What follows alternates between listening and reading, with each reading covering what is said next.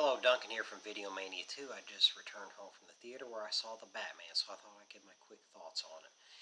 This movie, I gotta give hats off to Warner Brothers for greenlighting it and Matt Reeves for coming up with it. This was a different spin on a Batman movie. This is very much like you've heard and read about a detective one.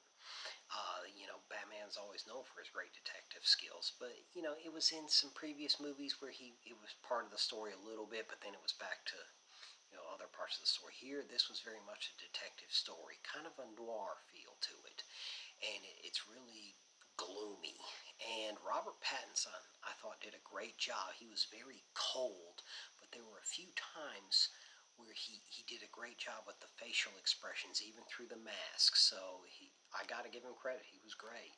And Zoe Kravitz was good, and Paul Dano was really good as the Riddler, and Colin Farrell was absolutely amazing as the Penguin, and the makeup, too, was really good. And what he did with his voice, I mean, you never know it was him.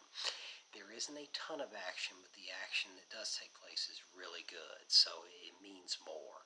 This movie is 3 hours long, and for the most part, it was paced pretty well. There were a couple times you felt it a little bit, but overall, not too bad. It was still an enjoyable watch.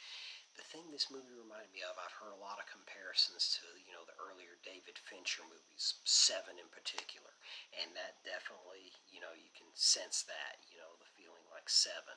It has some similarities to that, but a movie that it did strike me similar to as well was the 2012 comic book movie Dread, the one with Carl Urban.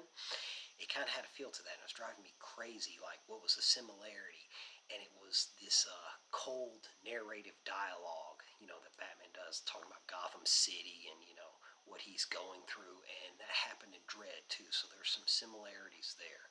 But overall, the music is great, the production design was great, the cast was great, and Matt Reeves, I really got to go back to him again, really bold, what he did with this. It was a bold vision, and they pulled it off. It's a really good movie, and I think I want to watch it again to really get a great feel for it. But overall, I got to give it 5 stars. It was just something else. I mean, it was a special movie. So hats off to everybody involved. This was a bold movie that really you don't see too much anymore as far as one this risky. I'm really happy with it. So let me know in the comments what you thought about it, if you've seen it so far. But yeah, it's definitely worth checking out. So take care until next time.